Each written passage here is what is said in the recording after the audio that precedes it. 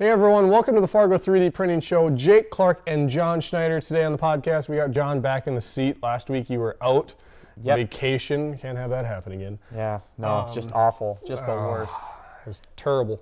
Yeah, no, it's been a while since I've actually done one of these because we kind of had the podcast spaced out for a while. Yes. We went to Santa Clara. Yeah, so the trade show and just all of that and getting ready for the trade show. So we have heard your cries of wanting to them today. Yeah, so we're going to try and hit as much stuff as we can today. Well, not too much stuff, but enough to be dangerous. Yeah. So we're going to cover three main things, or actually four. We're going to cover the big box, the TinyBoy 2, the iBox Nano, and then the Pirate3D is what we're going to cover last year. So talking about how that all kind of went down. So are all of these, there you go, are all of these, I'm trying to figure out how to segue into that, but I mean, are all of these crowdfunded 3D printers? Yes, they are. So Big Box was on Kickstarter, and that was a while ago. Their goal was 30,000 pounds sterling, so that's roughly around $45,000 US. But they actually ended up getting about 262,000 sterling, which is about $394,000. So not the biggest Kickstarter we've seen out there for 3D printing, but still a decent amount of change since they were trying to aim for about that 45K, and they got 395K. Right. So they're out of Oxford, UK. And they had some really, really cool stuff with their printer. It's open source is kind of the play with it. So it's kind of going head to head with the Lulzbot community is kind of where I see this fitting into the whole 3D printing community. The auto leveling is sweet. It takes a while. I know there's a video online that I was watching, and I timed it, and it was about 1 minute and 20 seconds for it to do its auto leveling sequence, but it looked like it might have been sped up, so you might be looking at maybe about a 2-minute auto leveling time. But what happens is, in the print head, there's actually a little lever that all of a sudden just flips down real quick, and there's a micro switch, and then it goes over and touches, and then it flips back up, goes over, touches, and then it's kind of interesting. I've never really seen one do that portion where it has a little arm that flips down and touches it. But you can get some really drastic angles with this. They actually have a print that was printing on here that was probably at a 30 to 20 degree angle, and it was actually printing the part, and it was really cool because I know the Lulzbot Mini has the auto leveling, and we like that a lot, where it just changes it right in the software while it's printing, so there is no leveling of the bed. And so that was one really cool thing that I saw with this big box printer was it having that capability.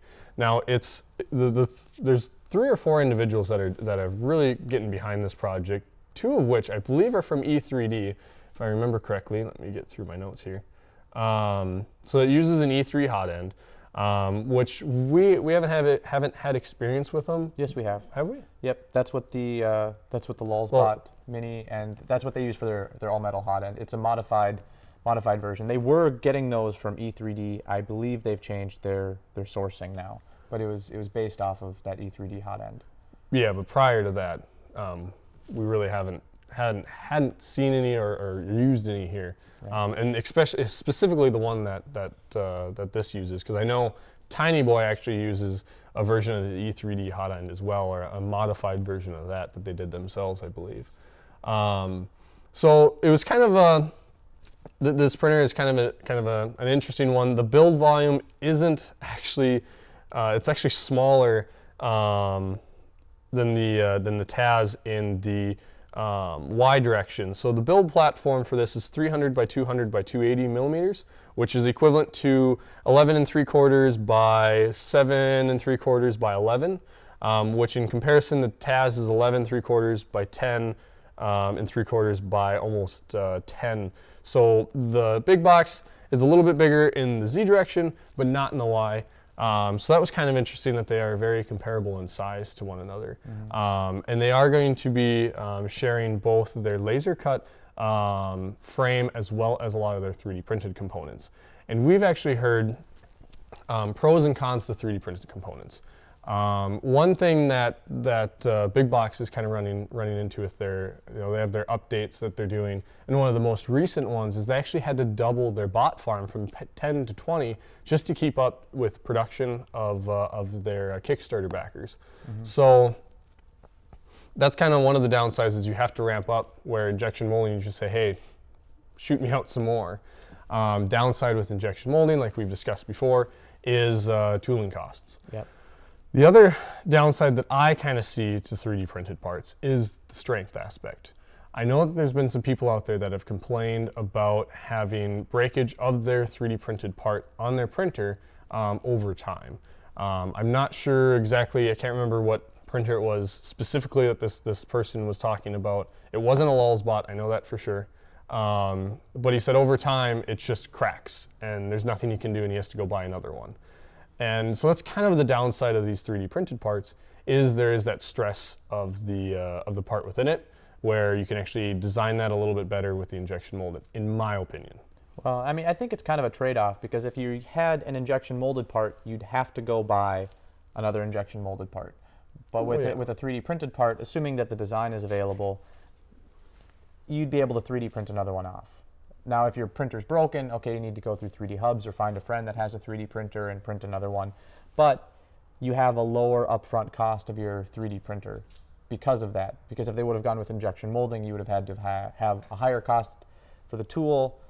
And if they're not producing the printers in high enough volume to justify having the injection molded part, then you're going to have a higher priced printer. Yes. Yeah. I mean, it's yes and no. everything. I mean, everything with this is kind of a series of trade-offs. Yeah.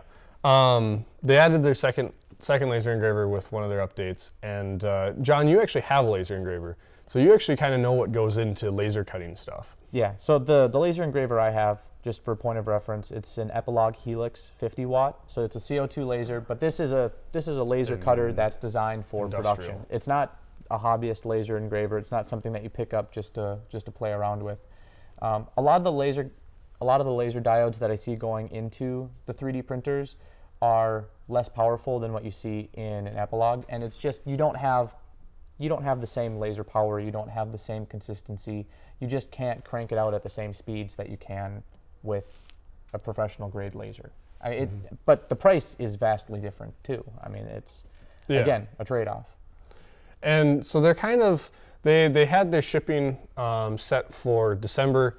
But it looks like they're going to be kind of meeting that deadline, but then they're also going to be pushing it back into January. So this is something where they put out their deadline, and now they're kind of seeing how the manufacturing, we talk about this a lot, where you have to get your supply of parts. For instance, they're getting their power supplies from China. Now it's on a container on a boat. The boats take a lot of time to get to where they need to go. We've seen this with some of our clients here in the States that order from China, and they have to take it by boat because it's either so large of quantities or it just costs a lot for air freight. So I'm surprised with two E3D guys and I can't remember the backgrounds of the other that they would have ran into that issue. Well, we're talking a delay of a month from when they originally stated. Month or two, yeah. I mean, I know it's all relative, but when you look at what some of the other Kickstarter projects have had for delays, I mean, a month or two is nothing. Yeah. I mean, compared to some of these projects, and we'll get into one of them, where the delay is 1 to 2 years. So I think we just had a truck hit its brakes outside. So if you heard, it's that was you, John. It's a little. Don't blame it on the truck. I heard that was you. There's no more ghosts. But yeah, so I mean, overall, I think it's an interesting printer with the E3D hot end. I mean, I think it's kind of a step up from a TAS5, in my opinion, as far as the auto leveling. Okay. Because of that auto leveling, I think it might put it a little bit higher than the TAS5.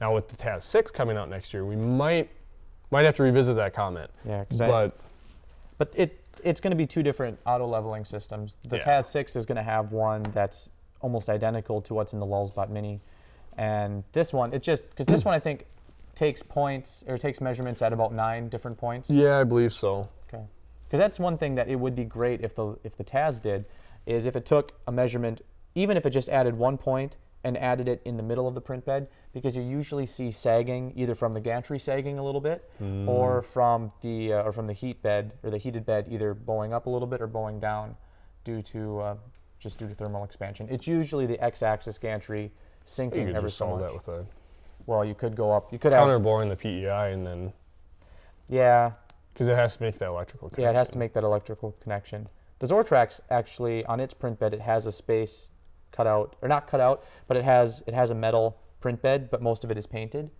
and then it just has an unpainted part in the section. So when it touches that, it completes that circuit, and that's how it does. That's how it does its auto leveling. But the big thing is auto leveling is it's a must-have feature on a 3D printer it's now. starting to be standard. Yep. Or if it doesn't come standard, then the printer's already kind of behind in the time, in my opinion. Okay, so big box. Anything else? What was the price point on the big box? That's a good question. So the early bird. I mean, I guess Kickstarter pricing is going to be different than. Yeah. So I mean, Kickstarter for a dual kit is $675 sterling. So it's 175 sterling off. So it's normally 850 pounds sterling. So you're looking. I'm. I just did the math. Yeah, RRP. Post. So. And all of these are kits is another thing to keep in mind. Yes. So you do have to assemble it once you get it. Like there's one for 89 sterling that's the frame only. So these also what they were talking about is actually getting this available so that you can mod it yourself. Again, they're gonna have the files open so you can go in there and hack it and change it how you want. So they also, I believe, have it modular for E3D, more of the E3D hot ends, so you can change it out as it goes. The cool thing, forgot to mention this, was it actually has an adjustable spool holder on the back. So much like you had with your Athenia back in the day, where you had that little piece that had bearings on it, you set the spool and then it would despool from there instead of having a rod. This is the same concept, except you can change the width of the spool. So you're not reliable on that inner diameter. Yeah, that was for the PrinterBot Junior, but I understand what you're saying. Yeah. I remember you didn't you use it? I used it for the Athenia for a bit. Because I wasn't around when you got the PrinterBot. But that I thought was kind of cool because I've never really seen anybody do that with the bearing style. So that was cool. As far as the printer in general, I think it's a pretty decent printer.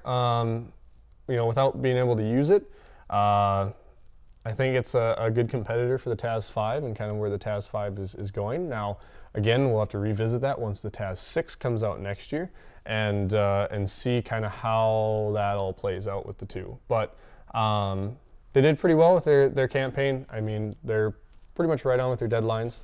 A little behind, but so it goes. Not as behind as you would think for a Kickstarter. Not as behind as the as someone that we'll talk about.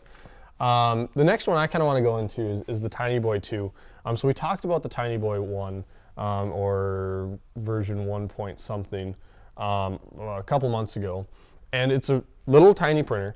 When we were at Santa Clara, we saw the M3D, and this is kind of the similar size range that you're looking at. You're looking at about a 4-inch by 4-inch by 4-inch build volume in their L10 series printers. It's, in my opinion, it's a step up from what they had prior to this that we talked about, because the prior one, that was all laser cut acrylic. It just looked a little too kit-y. Yeah, it looked like a little too DIY. Where this one, it looks like it's a more professional. It looks like it's something that I think teachers would want to have in their classroom. Yeah. Where the other one was kind of like hey, we kind of put this. I don't know how to really say that, but this looks like a little bit more of a professional one. Now I could see this being on, in a lot of schools for the price point of, where was it? $300? Or is that where is that? Yeah, it's $319 plus shipping. I mean, this is still the Indiegogo pricing, so I don't know what the final retail is going to be, but it's probably going to be around $350, $400. It looks like the spool size is 200 grams, which really shouldn't be an issue based on how big the printer is. But this is one where you could see, I mean, they actually have a picture where they have a bunch of workstations set up, and there's a little printer, the TinyBoy in between each computer.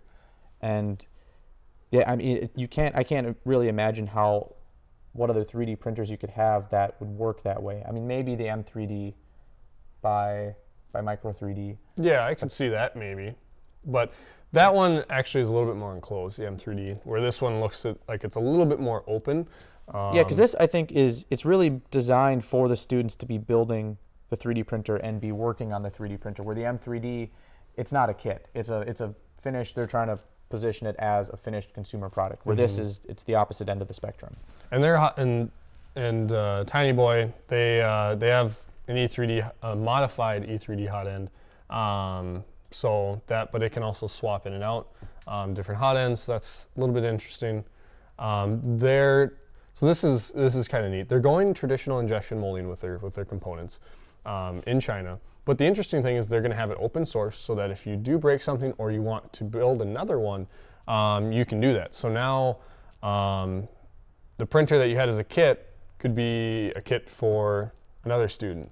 So you could kind of do it that way. Again, you'd have to source everything, but it was kind of interesting to see that they are going traditional injection molding, but then opening the files up so you can make your own. Right. So this project, it looks like, and this is as of November 6th, I think. Yes. Is what today is. Yep. They still have 12 days left. I'm kind of surprised looking at their funding goal. They have a goal of $30,000, and with 12 days left, they still have about another $8,500 to go. Yeah. But when you have that low price point, that's the thing. You need to have a lot of people backing it before you hit. Yeah, because right now, how many? Oh, come on. 18 plus 30 plus 29, so 60, 78. 85 backers. Yeah, and 78 of those are for the kits. Yeah, 85 backers. So I mean, I think that this definitely has potential, but it also has a ways to go before it. Especially for like you said, for a lower price point printer, it does. And their estimated ship date is June of next year. So they're just. But it looks like they have a really solid prototype put together. So yes. I think then it's just a matter of one of their printers running for half an hour on YouTube. I think it's at the bottom of the page. That's something that I think more printer manufacturers need to do. And I mean, I'm not talking time lapse. I'm talking full on. Just let this thing print, have it do it in real time, and just see how everything turns out. Because a lot of times we see 3D printers and we get to see how they operate, but we never see what they look like in real time. There's a lot of things that can be hidden by having an accelerated. Well, yeah, you can, or if you just have a keyshot video of just the model working, where this, it runs for 31 minutes and 47 seconds of it actually printing one of the vase parts. And now that's not the entirety of the part. No, that's the entire print, a chunk of it. Yeah. So I mean, you can actually watch it run, which again, like John said, a lot of other printer manufacturers need to have this stuff because, it helps. I mean, granted, if you have an idea and you're just pitching the idea for your Kickstarter, then it might not be possible. But if you're, in my opinion, if you're pushing a printer, you should at least have a prototype. And that brings me to one thing about Kickstarter and Indiegogo projects in general is I think a lot of them, they try and seek funding too early. I mean, it's always a risky. You almost need to be funded somehow and have a really polished prototype. And the only thing you need the funding for is to go to mass production. You shouldn't be looking for funding to do more research and development. You should be looking for funding to mass produce it, or be purchasing parts in large enough quantities that you can justify having a lower price point, something like that. Because I think that's what we've seen with a lot of the other 3D printer Kickstarters is they are still in the R&D stage when they're going to get funding. They may not even have finalized their components. They probably don't have their finalized bill of materials yet. And that's what BigBox did. They actually did some updates while or after, about a month or so after they got all their Kickstarter funds. Right. But you should go through the next printer so then I can talk about Pirate3D because there's a lot involved in there about issues with the bomb. iBox Nano. Interesting. Yeah, I was going to talk about this one a little bit. Oh yeah, if you want to talk about it, go ahead. So this is a really interesting 3D printer. It's about a $300. So you can segue into your own stuff. It's about a $300 SLA printer. It has a build area of about 1.5 inches by 0.8 inches by 3.5 inches, so really small. but it seems to be made almost entirely out of laser cut acrylic, layered. So it's laser cut acrylic that's sandwiched on top of each other. That's what forms a large part of this machine. So I don't know, it has 2 reviews on the site. I don't really know much more about it aside from the 2 5-star reviews, which I'm not quite sure how credible they are. The website could use some work, in my opinion. It's not bad on mobile. I've seen websites that are no, much, but when much you click worse on that, like mobile. I was like, oh, hit the play button because there's a picture of the play button. I'm expecting a video, and then it's like, oh, it didn't do anything. Well, so I mean, so the two reviews that are here, they're saying, hey, for $300, set your expectations appropriately. It's not a Formlabs Form 2. It's not a 3D Systems printer. It's a $300. It's a $300 printer. It's going to perform at a $300 level. But for someone that wants to get into SLA, really inexpensive way to do it. It's not a 3D Systems printer. This actually works. I was talking about their Project 1200, not the. Oh, not, sorry. Not the FTM. I thought you were talking FDM. Sorry, I blanked out. Anyway. But yeah, no, I mean, and their software looks kind of interesting. It's browser based. Looks like he did a decent job at that. So, again, like John said, it's a $300 printer. I mean, it's really low risk. If it turns out that it doesn't work well, okay, you're out $300. Yeah, it's not the end of the world. So I'm not quite sure if this one, I think this one was crowdfunded. It looks like one of the reviews is from someone who was on the initial Kickstarter, which was at a $229 level. So, okay, here's one that actually delivered. I'm not sure if it delivered on time or not, but it did deliver. So that brings us to Pirate3D's Buccaneer 3D printer. So I found out about, we've been following this for a while. Yes. So the big thing was, this was, I think 2 years ago now? It wasn't last summer. I think it was the summer before when they launched If not longer. Yeah, when they launched their Kickstarter. And this thing was supposed to be killer. It was supposed to be about $347 for the printer, and it was supposed to have all sorts of features built into it. And we were skeptical from the beginning about this, just because the raw materials, the components that go into this, really can't be purchased for under $400 or $500 altogether. And so what our thought was this company was just trying to get a lot of Kickstarter backings that then they could go to venture capitalists or angel investors and raise more funds based on the success of the Kickstarter campaign. And it seems like that's kind of what's happened. The other criticism that we have about a lot of Kickstarter 3D printer campaigns is the lack of experienced manufacturers that are in it. And that's the other thing. Yes. That's the other thing that Pirate3D ran into.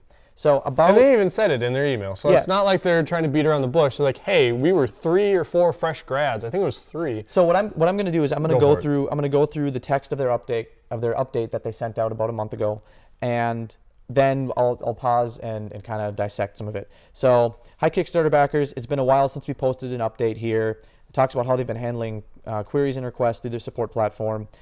As many of you know, we have had to freeze operations for the last 2 months and will need to do so for at least a quarter more. The company has hit a major cash flow issue, and to continue, we will need a source for new funding.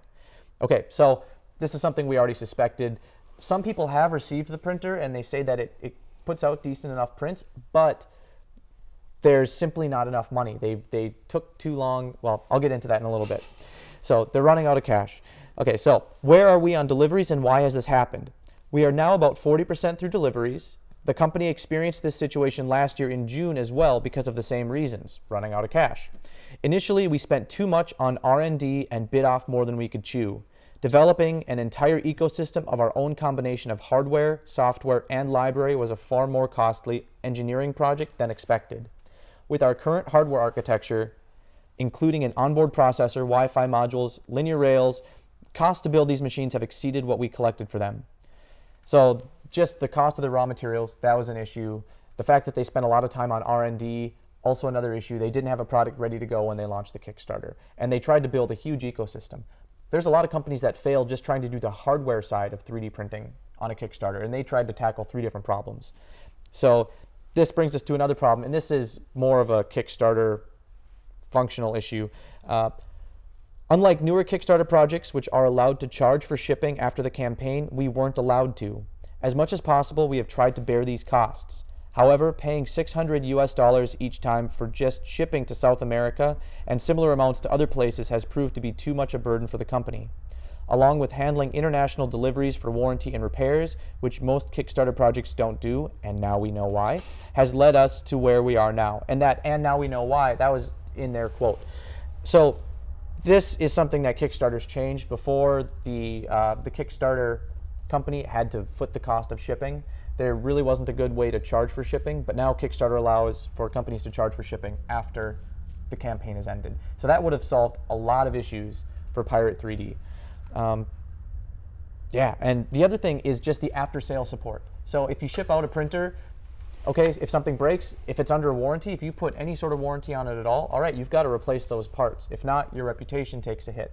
It doesn't matter if you ship that printer 100 miles away or 1,000 miles away. If it's under warranty and it's stated as being under warranty, you have to service that printer. MakerBot is a great example of that, as far as if you have it under warranty. Yeah. So did you, the founders, take all the money and go on a holiday? This is another criticism of Kickstarter campaigns. Some people think, it's just a scam. They're just trying to raise money and some of them are. And then run. Some of them are. There are some scammy ones out there, but this wasn't scammy like that.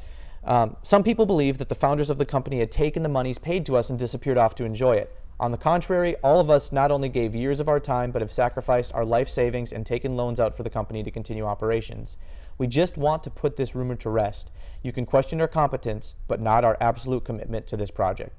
So I 100% believe that. I mean, these guys thought they had the next big thing, and they were going to put everything into it. So where are we going from here? And we get into some more issues in this paragraph. The company needs to go back to basics and to the drawing board. We plan to get rid of the technological burden and use the knowledge we have gained to build a better printer at a lower cost. Quality will not be compromised. It's just that the current design has heavy costs because it was designed by 3 fresh graduates with no training in industrial design and manufacturing 2 years ago. That's huge. And that's a powerful statement for them to even, come up and say that. No, I mean, they're owning up to it. They're 100% owning up to it, which I have to respect that. I mean, they're in a pretty tough situation right now. Situation. So when will the company begin operations again? We are sourcing new rounds of investment to continue our work for this project. However, most of the investors we have spoken to want to place us under the covenant that the monies can only be used for working capital and not for fulfilling old obligations. Our backlog has to be cleared out of free cash flow profits, which will not be for at least 1 to 2 quarters. This did not surprise us, and we find that it would be the wise thing to do, or the company will run into issues ever so frequently, which will not be good for either the backers or the company. Between the two options of having the chance at fulfilling our obligations and closing the book now, we believe it's a fair choice. So basically what they're saying is they have investors that are ready to give them money, but they only want that money to be used for new orders that come in, or for not fulfilling old orders. So only anything with a Kickstarter on it, pretty much. Yeah. So what Pirate3D sounds like they're going to do is they're going to just focus on putting out a kick-ass 3D printer. That means probably modifying a lot of stuff, and then only taking new orders, and only shipping those new orders that come in. But then the profits from that, they're going to use to slowly fulfill their Kickstarter campaigns. Because what the investors don't want to have happen is they invest $1 million, $2 million, $3 million, whatever the amount, and then have it immediately disappear into a black hole to fulfill those Kickstarter campaigns. Yeah. And then there's no more money to operate anymore. Yeah, you're not solving the issue. Exactly. You're just putting a Band-Aid on a bullet hole. And even then, it's not stopping anything. You're still going to keep bleeding. I guess that's that whole analogy.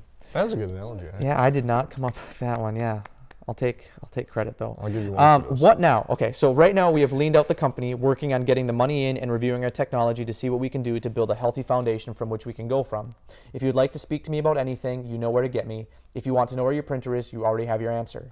Thank you to everyone who has ever been so supportive of us and to the heartfelt messages of motivation that some have emailed to me. I hope my next message to you will be in much fairer seas, and until then, take care and God bless. Warmly, Brendan. So then they ended up posting a follow-up update to that, but yeah, what are you going to say? So what's interesting is the guy that actually posted this was his comment after this whole entire part John just read was, oh well, I guess I knew what I was getting myself into. That right there is a powerful statement from any Kickstart person. You don't know if that Kickstarter is going to fulfill into an actual product. That is one thing that you need to take into account when you're backing these projects, is it might not come true. There's no guarantee from You're Kickstarter. throwing it into the toilet, literally, or into that black hole. Not literally. You'd be literally putting it into it. Anyway, so I digress. You're killing yeah, this I mean, one. you're But basically you're throwing your money away. Is kind of into an idea that might come into something that you can benefit from. So just keep that in mind when you're doing that. Take the same mentality that you should be taking if you lend money to family or friends. You should not lend that money. So for Kickstarter, you should not put the money toward a Kickstarter unless you are okay with not seeing that money again. It's like buying a new car. Yeah. You know that when you buy that car at $20,000 or $25,000 brand new, that it's going to depreciate the second you bring it off the lot. You're going to lose money. Where this is the same thing, is you're going to lose. You might lose that money sooner than later. Well, you do have a car, though. Well, true. You do have a piece of asset, but yeah, I mean, I get what you're saying. So then after that, they posted another update and they said, "Hi there, backers. To clarify our last update, we are not shedding our obligations to you. What we are doing is stopping building too many of the current machine." So basically, I'm guessing they're losing $100 on each machine, so or more. Or let's just say that that's the number that they're losing. Let's say they're losing $100 on each machine. If they keep producing that same machine, that's $100 that they're losing every time they fulfill a Kickstarter backers printer. So what they're going to do is go back, re-engineer it. How many? Give me a second. You keep I'll keep talking. You look at how many. Damn it. So we're going to stop building too many of the current machine, go back into serious hardware mode, and build a machine that we can fulfill backers within cost and also to build a healthy foundation for the company. In short, this is us letting you know that we have been working with technology whose foundation was laid 2 years ago, which has its limitations though good in some ways. We are going to throw it out the window, go back to basics, and build something even better. We are still operating out of our same office and always welcoming to visitors if you'd like to drop by and say hi like many others have done before. Warmly, Brendan. So this had 3,520 backers, which pledged $1.4 million. Yeah. And the thing is, when you look at, okay, $1.4 million, that sounds like a big amount. But the fact that they took 2 years, and let's say they have 3 employees, and each of those employees is, well, let's say $40,000 a year with benefits. Okay, that right there, 3 employees, that's $120,000 a year. Okay, 2 years, that's $240,000. So that's almost $250,000 gone. That's if they were taking salary. Oh, and I'm not talking about the founders. I'm talking about if they had employees, which I'm sure they had employees of some sort. But that's not counting any of the hardware. I mean, that's where not having your timeline completely nailed down can absolutely burn you. If you're waiting on, let's say you do have parts coming in from China and it takes 6 weeks for them to arrive, or it takes 6 weeks longer than you anticipated. Okay, you've now pushed back your ship date by 6 weeks. Okay, you have employees that are still going to be on the payroll for 6 weeks. That's money that, unless they're doing something, or even if they are doing something, you still don't have that new money coming in. Mm-hmm. So your cash flow just is all shot to hell. And we've ran into the timeline thing with some of our projects where it's taken 4 to 6 months just to develop one thing, and it's like, well, why couldn't you just get that in a week? It just takes that much time to get the suppliers lined up, get the machining lined up, get the designing lined up, and get the manufacturing process lined up, the testing. Each step ends up stacking something. I mean, that's why there are professional project managers, and that's why you have people that specialize in supply chain. That, I mean, it's huge. It's an entire occupation in and of itself. So I mean, like even the nozzles for us, getting them in stock and out of stock, they're, you know, the thermocouples are a great example. You know, they're in stock and then they're out, and that's where you know, that supply chain, like John said, is very important. Yeah. Well, so take that and times that by 10, and that's what you have with like Buccaneer and some of these Kickstarters that are starting out. And these Kickstarters, we wish them well. Pirate3D, we really hope that they get things turned around and they turn back into a viable company. Because, I mean, 3D printing's awesome, and we hate to see a company like that go under. Because, I mean, they have a really nice looking product. From the people that have received printers, it sounds like it prints pretty well for the price point. So we hope that they get everything turned around. But I think, Jake, unless you have anything else? I guess one other thing was Robo3D was one of the more successful Kickstarters. Now they're in Best Buys. So you can now see how the different spectrums can go. Is you can have something that completely tanks and sinks with nothing in it. That was another attempt at a pirate. Yep, Pirate3D. Or you can go like the Robo3D part, where now they're in a national chain. And that was one that I had doubted when it came out. I didn't think that they were going to be able to do it for its price point. When was this? There should be a date on there. Up. Oh, okay, too far up. Oh. Ooh, oh God, now it's zoomed zoomed. Anyway, I think this was about 2 years ago. Yeah. February 2013. Oh, so estimated delivery. So this means it happened sometime in 2012. 2012. So three years ago. 3 years, and it took them that long just to get them from that to here. Well, it's actually pretty impressive when you think about it. True, but I mean you can just see the whole spectrum here between Pirate3D and someone like Robo3D. And I mean, see the whole side of how it can go really well and how it can really go really bad. Right. And there's a lot of other successful Kickstarter projects out there. Formlabs was one. Printerbot was another one. I think Robo3D is just really big because they're in a large chain store. But. Yeah, I mean that's one thing is you see a lot of these printers. I was just in Best Buy getting a new laptop, and there was a Cube 3 just sitting there. Granted, all the parts were broken on the table, but I was just like, oh, hey, there's a Cube 3 sitting here. It wasn't even running, but that's probably more the store than anything. But it was just cool to see this technology starting to move into the more retail friendly. I don't have a Costco membership, so I can't go over there and take a look. Well, I could, but I'd end up buying 3 pounds of strawberries. Nothing wrong with that. Well, you're not home. Is that eat them? So I mean, it's going to be interesting to see these printers start to move towards retail, and we might have to cover that later on once that comes to more fruition. You were just talking about strawberries. You should know about fruit. So we know that this was a lengthy one, but we really wanted to dive into some of this Kickstarter stuff and some of the 3D printers that you'd been asking about, since it has been a while since. Apologies. Yeah, we're trying to get back on track now that Inside 3D printing is behind us. CES is next. Oh, I'm excited. Yeah, so CES, we're going to have a ton of coverage. Eric, you're going to be coming with us for that. Sarah is too, and Todd. Yeah, so we're going to have a whole crew. So that's something. If you're planning on being at CES, drop us a line, let us know. We'll see if we can have a mini Fargo 3D printing meetup. But I think aside from that, Jake, we're all set? I got nothing. All right, well, on behalf of myself, John Schneider, and Jake Clark, we want to thank you for watching the Fargo 3D Printing Show. If you haven't already, hit the subscribe button below so you don't miss out on any new stuff that we're going to be covering. If you like this podcast, like it, share it, let other people know about it. We're pretty active on a variety of social media channels: Facebook, Twitter, Instagram. Some new product announcements some new products hit the market this week. Check those out on the Fargo 3D website, and be a heads up for some new products as well. So again, thanks for watching, and we'll catch you next week. Is what? I know, I was starting to twitch. This looks like a little mopey. I'm